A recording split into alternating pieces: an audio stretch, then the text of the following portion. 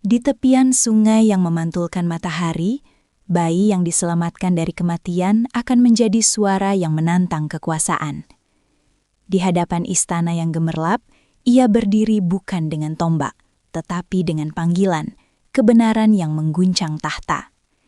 Ini kisah tentang jalan yang penuh mujizat, tentang pedih dan harap, tentang laut yang terbelah, dan tentang gunung yang bergetar saat kata-kata turun. Dengarkan perjalanan Nabi Musa, dari bisik di Tanah Rawa hingga gema di puncak Sinai, sebuah pertempuran antara penjajahan hati dan panggilan ilahi. Di tepi Nile River, kehidupan bergulir seperti ritme air, subur, tenang, tetapi juga penuh aturan keras. Kisah dimulai dalam lingkaran ketakutan, perintah kekejaman yang mengalir dari istana. Setiap anak laki-laki yang lahir bagi bangsa yang dijajah disebut ancaman. Di tengah itu, seorang ibu menenun keberanian, merajut nasib anaknya ke dalam buayan anyaman keranjang. Ia menaruh anak dan melepaskannya ke aliran, dengan hati yang patah, sekaligus penuh harap. Bunga-bunga air menelan keranjang, matahari memancarkan kilau, dan takdir mulai bergerak. Keranjang terapung sampai ke tebing yang dijaga, Bukit Istana. Putri istana menemukan keranjang itu saat berjalan di tepi sungai dan melihat bayi yang menangis. Ada sesuatu pada tatapan bayi itu, bukan ketakutan tetapi tekad. Putri melihat ke dalam mata bayi itu seperti melihat bayangan lain dari dunia yang ia kenal, dunia yang tak berbuat adil terhadap yang lemah. Ia mengambil bayi itu, membawa ke istana dan menamai dia Musa, ditarik keluar dari air. Musa tumbuh di antara keindahan sarung sutra dan dinginnya bintik rumput rawa. Ia dikenalkan pada pelajaran istana, taktik perang, dan struktur kekuasaan. Namun di balik fasilitas itu, ada jarak. Jarak antara rasa keadilan yang tumbuh di dadanya dan kebiasaan istana yang menyimpang. Ia bergaul dengan hamba-hamba, mendengar bisik kelaparan rakyat, melihat para ibu menutup pintu agar tetap hidup. Rasa iba tumbuh. Ketika suatu ketika, ia menyaksikan perlakuan kejam terhadap seorang budak, kemarahan menggelegak. Keputusan yang diambilnya saat itu menentukan jalan hidupnya. Ia membela yang lemah, dan pembelaan itu memicu konflik yang menempatkannya pada jurang pengasingan. Di padang luas di luar batas kota, Musa bertemu dukun gunung. Ia menanamkan rasa ajar.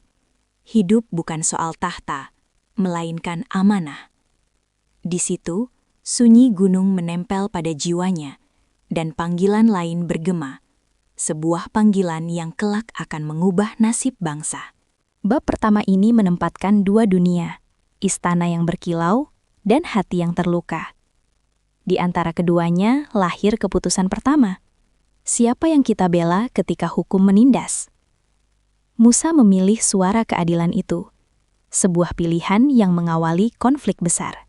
Pengasingan membawa Musa ke padang luas, ke arah pegunungan yang sunyi. Di salah satu sudut batuan, ia melihat sesuatu yang tak biasa. Sebuah semak yang menyala, namun tak terbakar. Api itu tenang, menari-nari seperti hidup, memancarkan cahaya hangat pada malam yang dingin. Di saat manusia biasa hanya melihat fenomena, Musa mendekat dengan penuh perhatian. Ketika ia mendekat, suara keluar dari api. Bukan gemuruh angin, melainkan panggilan yang hangat namun berwibawa. Hai Musa, suara itu memanggil, menembus relung hati, membuka lembar baru. Panggilan itu bukan tentang kehormatan duniawi, ia tentang amanah rakyat yang tercekik. Dari bibir api, wahyu turun. Perintah untuk kembali ke negeri yang menindas, dan tuntutan bagi Fir'aun agar melepas kaum yang tertindas. Musa merasa kecil. Ia merasa tak pantas.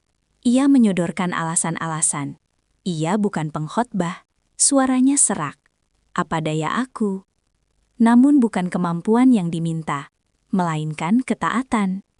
Tuhan memilih alatnya bukan atas kemampuan murni, melainkan atas kesiapan hati. Ia pulang, bukan lagi sebagai anak istana yang remang, tetapi sebagai utusan yang membawa obor kebenaran. Berperingkat demi peringkat, ia bertemu kerabatnya, saudara darahnya, dan di antara mereka muncul Musa yang lain. pewarta, pemimpin yang menentang logika istana dengan kebenaran yang sederhana. Tetapi tantangan terbesar menunggu di hadapan tembok yang tak mudah ditembus. Istana Firaun, yang memerintah atas nama dirinya sendiri, dan yang menganggap dirinya dewa. Bab ini menutup pada momen ketika Musa melangkah kembali ke negeri yang membesarkannya. Kembali dengan kata yang bukan hanya desis, tetapi titah yang mengguncang. Kembali ke Egypt bukanlah perjalanan yang disambut bunga. Istana tetap megah, dan Firaun mempertahankan mahkotanya seperti yang selalu ia lakukan. Pertemuan pertama Musa dengan sang raja bukanlah duel pedang, tetapi sebuah pertunjukan kata. Musa berdiri tegak di depan singgasana, suaranya jelas, permintaannya sederhana, biarkan rakyat pergi untuk menyembah Tuhan mereka. Firaun menertawakan. Kekuasaan yang tak terbantahkan itu menilai serius sebuah permintaan sebagai ancaman.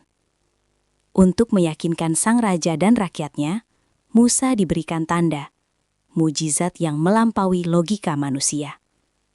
Tongkat yang dilempar menjadi ular, tangan yang tak bercacat tiba-tiba terang cahayanya. Di istana, penyihir-penyihir istana menghadang, tetapi keterkejutan menjadi faktor yang tak terduga.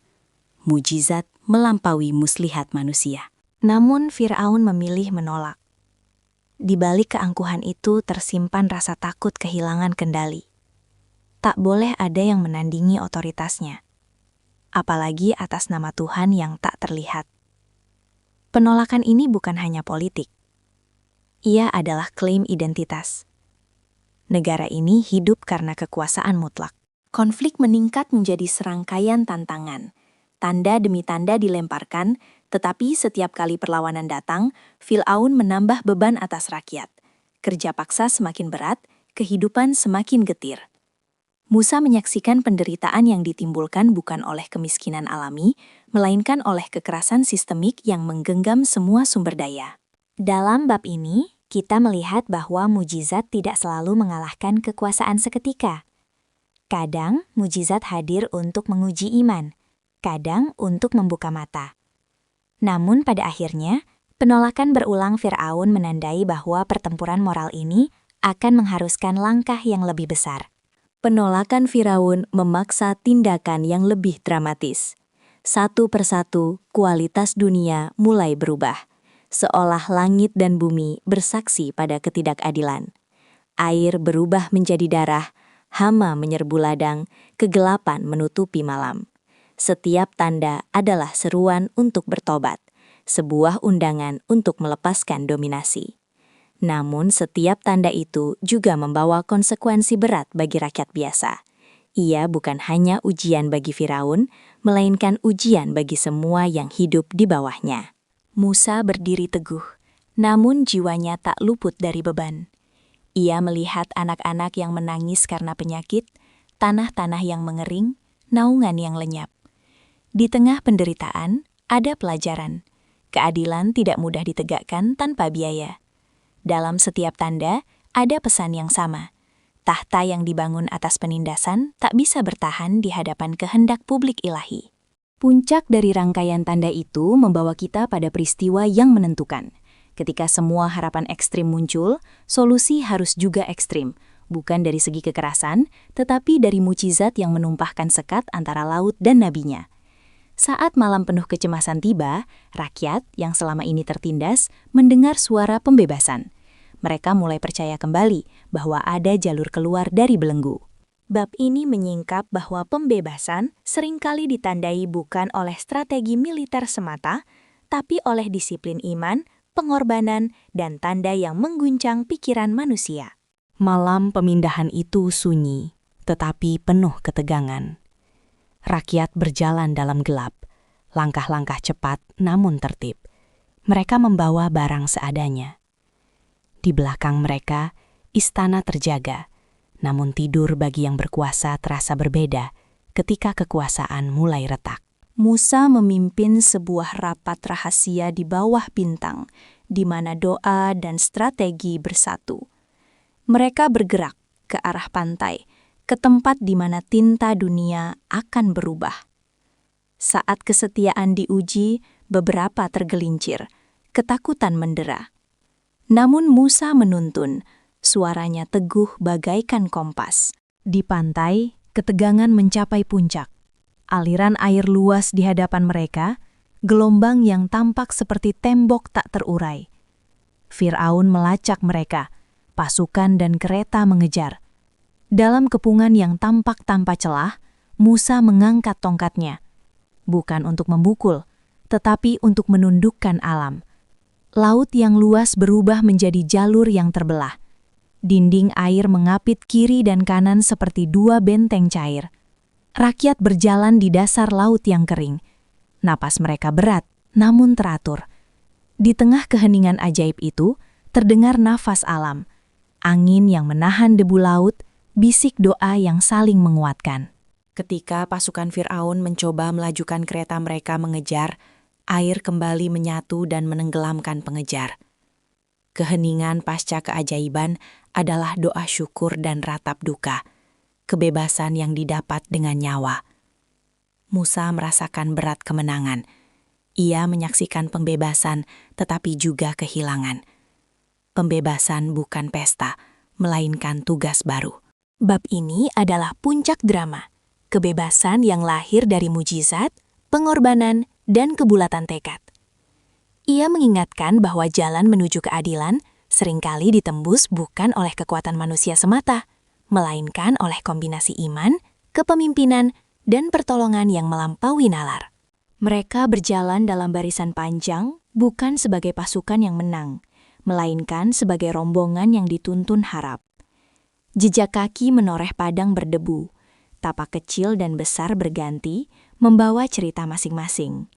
Ibu yang menuntun anak, orang tua yang disokong oleh cucunya, seorang pemuda yang memanggul bekal seadanya. Perjalanan itu bukan sekadar gerak ke arah puncak batu. Ia adalah proses pembelajaran, ujian yang memperdalam jiwa. Langit gurun di pagi hari kelabu, panasnya belum sampai menusuk. Anginnya membawa pasir halus yang mengunyah suara. Musa memandang ke depan seperti pemimpin yang menimbang beban. Di saat yang sama, ia juga merasakan tanggung jawab yang tak bertepi. Rindu akan tanah kelahiran, duka atas kehilangan, dan kewajiban untuk memberi arah. Perjalanan panjang menguji sabar kaum. Beberapa terus memandang ke belakang, bercakap tentang yang hilang. Banyak yang bertanya-tanya tentang arti pembebasan jika kebebasan itu harus dibayar mahal. Di malam-malam, di bawah langit bertabur bintang, Musa duduk di tepi api bersama para pemimpin suku kecil. Obrolan mereka merangkum kegelisahan sehari, logistik air, pengaturan pos jaga, pembagian pekerjaan.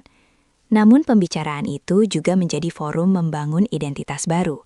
Identitas yang berdiri bukan pada asal-usul sosial, melainkan pada kesepakatan moral. Mereka menyusun aturan sederhana, kerja kolektif untuk memasak, giliran menjaga anak, dan aturan keadilan ketika terjadi kejahatan dalam kamp. Dalam praktek-praktek kecil itu, muncul bentuk awal tata sosial, bukan yang ditulis, tetapi yang dipraktekkan. Perjalanan ke gunung mengandung pelajaran praktis dan batin. Praktis karena harus menemukan sumber air, membuat tempat tidur darurat, dan menjaga kesehatan. Batin karena harus memelihara harapan ketika ransum menipis. Di padang maut yang tampak tak berujung, solidaritas menjadi inti, sebuah lembah yang mengikat betapapun rapuhnya manusia. Di suatu pagi yang berangin, seorang anak yang letih menangis. Ia rindu rumah. Seorang wanita tua meletakkan tangannya di kepala sang anak, memberi roti dan senyum sederhana. Itu bukan momen heroik yang dicatat sejarah, tapi itu adalah pengokohan jiwa kolektif. Musa melihat ini dan tahu, sebelum hukum tertulis turun, hukum itu harus hidup di hati manusia, di dalam kebaikan yang dilakukan tanpa banding. Akhir bab ini bukan rute singkat ke mujizat, melainkan pengantar. Manusia yang hendak menampung wahyu harus terlebih dahulu menjadi komunitas yang sanggup memikul aturan, karena wahyu akan meminta tata kelola, bukan sekadar penghayatan pribadi. Perjalanan ke gunung menyiapkan mereka secara fisik dan moral untuk menerima sesuatu yang melampaui dirinya sendiri. Naik ke puncak bukan sekadar bertambah ketinggian. Ia adalah pendakian menuju ruang di mana kata-kata menjadi jawaban. Di puncak batu yang dingin, di antara batu-batu yang tampak menyimpan sejarah, Musa berdiri sendiri, mendengarkan. Ketenangan gunung memaksa manusia mendengar lebih dalam. Ada kemungkinan bahwa suara terbesar bukanlah gema dari mulut manusia, melainkan gema dari langit. Turunnya petunjuk bukanlah aksi spektakuler saja. Ia datang sebagai struktur, ajaran yang memuat hukum, pedoman ritual, dan prinsip-prinsip sosial. Hukum yang turun memuat aturan tentang peradaban, perlindungan terhadap orang lemah, keadilan dalam transaksi, larangan penindasan, serta tata cara hubungan antar warga. Tetapi lebih dari itu, wahyu membentuk bahasa kolektif, kata yang mengikat, bukan memecah. Kalimah-kalimah itu, ketika dibawa turun oleh Musa ke perkemahan, tidak lantas menjadi teks terpatri. Pertama, mereka menjadi pedoman lisan, diawali pengajaran di bawah tenda, penjelasan pada pemimpin muda, dan uji praktek dalam kehidupan sehari-hari. Para pendidik mula-mula menata struktur pengajaran, siapa yang menghafal, siapa yang menilai, dan bagaimana konsensus diambil jika terjadi perbedaan baca. Proses ini bukan mekanis, ia sangat bergantung pada integritas periwayat dan perhatian kolektif agar makna tak pudar. Kepada kaum, Musa tidak hanya memberi aturan, ia juga memberi pengeras moral, penjelasan tentang mengapa hukum itu ada. Tanpa pemahaman itu, hukum menjadi alat administratif semata. Dengan penjelasan moral, masyarakat mampu melihat hukum sebagai jalan hidup, bukan beban. Dalam sesi-sesi panjang di perkemahan, para tetua berdiskusi soal implementasi, pengaturan pembagian air, prioritas makanan bayi dan lansia, tata peradilan ketika ada sengketa. Itu momen di mana teks bertemu praktik, dan praktik menguji ketahanan teks. Turunnya wahyu di puncak juga mengubah struktur pengakuan sosial. Pemimpin bukan lagi hanya orang kuat atau leluhur yang diwariskan takhta. Ia menjadi figur administratif dan moral yang harus menegakkan hukum serta menjelaskannya kepada publik. Perdebatan muncul, bagaimana menghukum yang menzalimi? Seberapa jauh negara dapat bertindak tanpa menghilangkan martabat warganya? Diskusi semacam ini memunculkan bentuk awal sistem peradilan, tetua sebagai hakim, musyawarah sebagai mekanik legitimasi, dan upaya akuntabilitas yang meminimalisir otoritarianisme. Bab ini menegaskan satu hal sederhana. Wahyu yang turun di gunung bukanlah sekedar perintah. Ia adalah tugas untuk mentransformasikan hati dan struktur. Menerapkannya menuntut kebijaksanaan, bukan ketundukan buta. Menuntut penerapan semangat keadilan, bukan hanya kepatuhan ritual. Dan disinilah ujian besar bermula. Apakah masyarakat yang dibentuk oleh pengalaman sengsara itu sanggup mengambil wahyu sebagai pemandu hidup yang memanusiakan? Kembalinya Musa dari puncak bukan lantas menyatukan. Ia menemukan suasana yang berbeda dari yang ia tinggalkan. Kecemasan telah merasuki jiwa banyak orang, dan rasa rindu terhadap kepastian praktis telah membuat sebagian tergesa. Dalam ketidakhadiran pemimpin yang lama, muncul pemecah yang halus, benda yang menyajikan kenyamanan visual, sebuah patung lembu emas. Patung itu diciptakan oleh sekelompok tangan yang putus asa, menjadi simbol sementara yang mereka pahami. Representasi keamanan, identitas, harapan kelaparan akan kepastian. Yang membuat masalah menjadi berat bukan sekedar pembuatan patung, tetapi bagaimana kerentanan sosial bisa menabrakkan kebutuhan material dengan janji spiritual. Ketika ritual-ritual baru mengitari lembu emas itu, suasana menjadi tegang. Sebagian merayakan, sebagian meratap atas kehancuran nilai. Kemarahan Musa ketika ia turun adalah marah seorang guru yang melihat muridnya tersesat. Ia tidak marah karena hanya menghancurkan benda. Ia marah karena orang yang pernah duduk bersama untuk mendengar firman menjadi mudah tergoda pada kenyamanan yang semu. Tartilah kemarahan itu. Ia memecah batu, ia merusak patung, dan ia memanggil mereka pada introspeksi. Proses rekonsiliasi berjalan perih, pengakuan kesalahan, hukuman bagi yang memimpin penyembahan palsu, dan ritual pembersihan kolektif. Peristiwa lembu emas menunjukkan dua hal yang bertentangan, betapa cepatnya trauma dapat memproduksi kebutuhan-kebutuhan sekunder yang menjauhkan manusia dari tujuan utama, dan betapa pentingnya pendidikan moral yang kontinu. Musa pun harus memimpin bukan hanya dengan perintah, tetapi dengan tindakan penyembuhan, menjelaskan mengapa lembu emas itu salah, memfasilitasi dialog, dan memulihkan kepercayaan. Konsekuensi jangka panjang dari episode ini adalah pembentukan mekanisme pencegahan, penegasan bahwa ketidakpatuhan massal bukan hanya masalah ritual, tetapi juga masalah sosial yang harus ditangani lewat pendidikan berkelanjutan. Sebuah pelajaran tentang bagaimana komunitas dewasa menjaga integritasnya ketika godaan untuk jalan pintas muncul. Kepemimpinan Musa berkembang dalam kerapuhan yang penuh tuntutan. Memimpin komunitas besar di gurun bukan sekadar memberi keputusan. Itu adalah seni mengatur konflik, membagi sumber daya, dan menjaga semangat bersama tetap hidup meski hari-hari panjang dan rumit. Dalam praktik, tantangan kepemimpinan sering muncul dalam bentuk sengketa. Siapa mendapat air lebih dulu? Siapa yang bertanggung jawab pada fluktuasi persediaan? Bagaimana melindungi kaum lemah dari pemaksaan kaum kuat? Musa menghadirkan model kepemimpinan yang berimbang, tegas menegakkan aturan, namun juga memberi kesempatan rekonsiliasi dan penjelasan. Ia menggabungkan instruksi ilahi dengan musyawarah. Ketika ada persoalan besar, ia mengundang wakil-wakil suku, mendengarkan argumen, dan memberi keputusan yang mencoba menyeimbangkan hukum dengan kebijaksanaan. Pengelolaan sumber daya menjadi bahan pelajaran.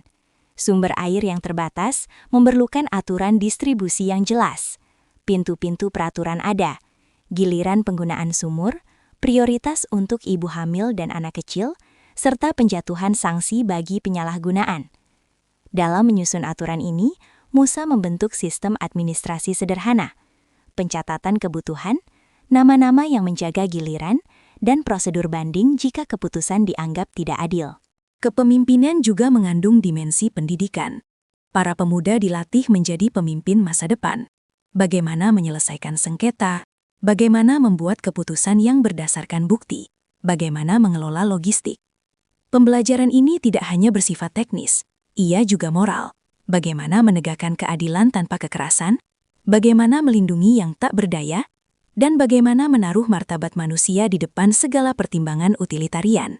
Dalam peristiwa kecil seperti pembagian makanan saat kekurangan, cara kepemimpinan diuji. Musa meneguhkan bahwa hak asasi manusia bukan sekadar kata besar, melainkan praktik yang menata prioritas.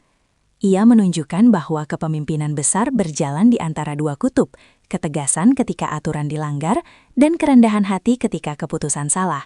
Keduanya harus seimbang. Bab ini menutup dengan pelajaran bahwa pemimpin sejati tidak hanya memimpin saat kemenangan, melainkan tumbuh bersama komunitasnya di kala sulit, menciptakan institusi kecil yang kelak menjadi kerangka besar bagi hukum dan etika masyarakat.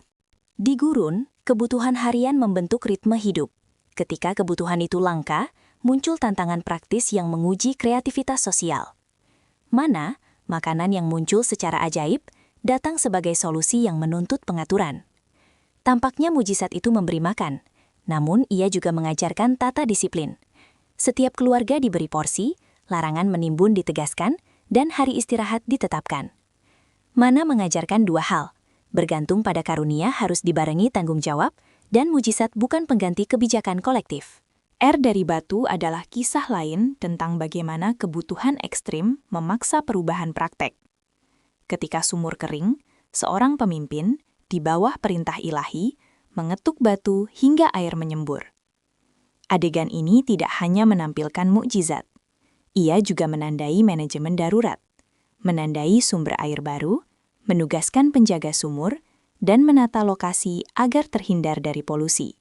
Keseharian di gurun adalah laboratorium pembelajaran, masakan sederhana, teknik penyimpanan makanan, pembuatan alat sederhana dari kulit dan kayu, serta pengelolaan sanitasi. Semua itu menjadi bagian dari pendidikan publik, bukan akademik, melainkan praktik. Anak-anak yang dibesarkan di kamp itu belajar keterampilan praktis, merajut, memperbaiki bekal, merawat hewan, dan menghitung porsi. Pendidikan semacam ini memengaruhi budaya jangka panjang. Generasi baru bukan hanya orang yang menghafal teks, tetapi juga orang yang tahu mengatur hidup.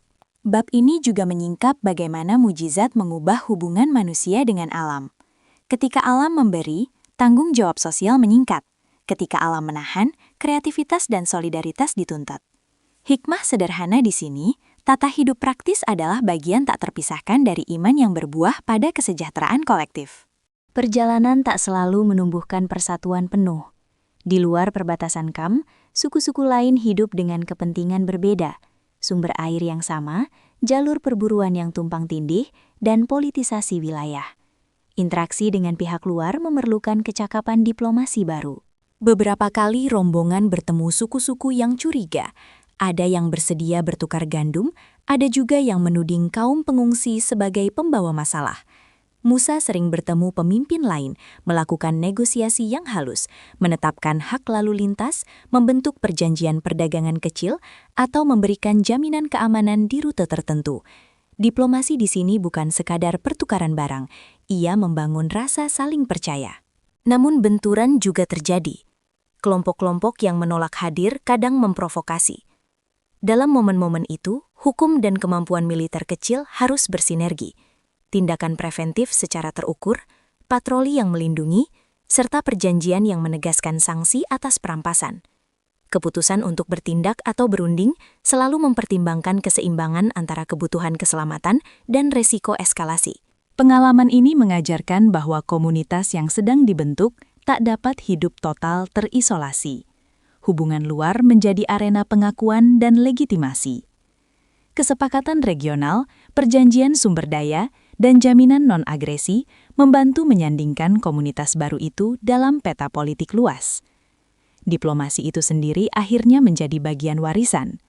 Keterampilan merunding, penetapan komitmen publik, dan pemahaman bahwa kebijakan luar negeri juga bermuatan moral. Awalnya, ajaran yang turun disebarkan secara lisan. Mereka menghafal, mengulang, dan menguji. Namun ketika komunitas tumbuh, jarak dan variasi bacaan menimbulkan kebutuhan baru, penulisan. Scribes pertama muncul bukan sebagai elit semata, tetapi sebagai penjaga transmisi, mencatat khutbah, doa, dan perintah praktis. Proses ini menuntut metodologi, siapa yang berwenang mencatat, bagaimana menentukan versi yang sahih, dan bagaimana melindungi teks dari perubahan yang disengaja atau tidak disengaja. Sekolah informalis berkembang di perkemahan, halakoh di bawah tenda, majelis di tepi api, di mana murid diuji bukan hanya pada hafalan, tetapi pada penerapan. Metode pengajaran menjadi kombinasi antara teori ritual dan praktik sehari-hari. Siswa diajarkan hukum waris, lalu langsung mempraktikannya dalam simulasi pembagian tanah. Mereka belajar resolusi sengketa dan menjadi mediator. Pentingnya periwayatan yang terpercaya mendorong pembentukan standar. Guru yang memiliki sanad, rantai periwayatan yang diakui, ujian lisan di depan majelis, dan catatan-catatan administratif yang menyertai keputusan pengadilan. Tradisi semacam ini menjaga agar interpretasi hukum tidak menyimpang dari konteks generatifnya. Bab ini menekankan, kelangsungan hukum dan moral bergantung pada transmisi yang disiplin. Ketika masyarakat belajar menulis dan mendidik secara terstruktur, maka hukum tak lagi hanya ingatan kolektif yang rapuh, tetapi institusi yang dapat diwariskan. Seiring waktu, rumusan hukum tidak hanya soal teks, ia menjadi wacana intelektual. Para alim dan hakim muda mulai mempertanyakan, bagaimana menerjemahkan prinsip umum ke kasus konkret. Di sini berkembang metode, analogi, penalaran, dan kebiasaan lokal yang dapat diharmonisasi dengan prinsip dasar. Permasalahan muncul, kasus perdagangan lintas suku, konflik waris yang rumit, serta peraturan pidana atas tindak kekerasan internal. Menghadapi masalah ini membutuhkan komisariat hukum, hakim yang terlatih, mekanisme banding, dan konsensus para ahli hukum. Diskursus berkembang menjadi semacam mazhab awal, gaya interpretasi berdasarkan praktik lokal, namun tetap tegak pada prinsip moral. Yang menarik, jiwa hukum ini selalu menegaskan martabat manusia. Hukuman tidak dimaksudkan untuk menghukum demi dendam, melainkan untuk memperbaiki tatanan sosial. Prinsip proporsionalitas, kesempatan restitusi, dan perlindungan bagi orang lemah menjadi pilar. Hal ini menjadikan hukum bukan instrumen kekuasaan, melainkan alat pembebasan, sesuatu yang sejalan dengan perjuangan pembebasan awal. Dalam bab ini, kita melihat bagaimana intelektualisasi hukum membuat komunitas semakin siap memindahkan pengalaman gurun ke lingkup kehidupan kota nanti, dari hukum darurat menjadi hukum yang mengatur kehidupan yang berkembang. Pembebasan dari penindasan tidak hanya tercatat sebagai peristiwa. Ia menjadi pengalaman yang diritualkan, sebuah memori kolektif yang mengikat generasi. Upacara tahunan, cerita yang diceritakan di sekitar api, dan simbol-simbol kebebasan mulai membentuk identitas. Ritual tidak hanya simbolik, ia berfungsi sebagai pengingat moral tentang bahaya menuhankan kuasa, tentang tugas menjaga yang lemah, tentang tanggung jawab pemimpin. Dalam ritual, anak-anak diajari nilai melalui cerita, nyanyian, dan permainan teater sederhana yang menggambarkan perjalanan panjang itu. Ruang publik dibentuk sebagai tempat pengajaran. Alun-alun kecil menjadi ruang sidang, masjid awal menjadi tempat pengajaran sosial, dan pasar menjadi ruang tata kelola ekonomi. Memori kolektif juga menuntut artefak, naskah, lagu, puisi, yang memberi bentuk pada pengalaman tanpa mengendurkan maknanya. Cerita tentang perjalanan dan mujizat menjadi bahan pendidikan, membentuk rasa identitas yang menjadikan komunitas itu berbeda dari komunitas lain, bukan sekadar agama, tetapi peradaban yang lahir dari pengalaman pembebasan. Kisah pembebasan itu berakhir bukan dengan euforia permanen, melainkan dengan tugas panjang, menjaga nilai. Musa, yang dahulu memimpin dari istana hingga padang, kini menjadi figur yang mengajarkan bahwa kemenangan terbesar bukan sekedar bebas dari penindasan, tetapi membangun tatanan yang adil dan berkelanjutan. Pelajaran yang tersisa bersifat 3 lapis. Pertama, keberanian moral. Keberanian untuk berdiri menantang kesewenang-wenangan, walau itu berarti kehilangan kenyamanan. Kedua, pembentukan institusi. Pembebasan menuntut hukum, administrasi, dan pendidikan agar tidak kembali tenggelam dalam penindasan. Ketiga, kelestarian nilai. Bahwa ritus, cerita, dan pendidikan adalah kunci agar pengalaman pembebasan menjadi warisan berharga bagi generasi. Di akhir narasi, para tokoh berdiri melihat luasnya padang dan rekahan kenangan. Ada duka yang tak terhapus, nyawa yang telah gugur. Tetapi ada juga keyakinan, manusia, bila dipandu oleh hukum yang adil dan hati yang penuh belas kasih, sanggup menata kehidupan yang bermartabat. Kisah Musa melawan Fir'aun bukan sekedar dongeng heroik. Ia adalah pelajaran abadi. Ketika orang berani berbicara kebenaran, ketika hukum diarahkan pada keadilan, dan ketika komunitas sanggup belajar bersama, maka pembebasan menjadi awal peradaban, bukan sekedar akhir penderitaan.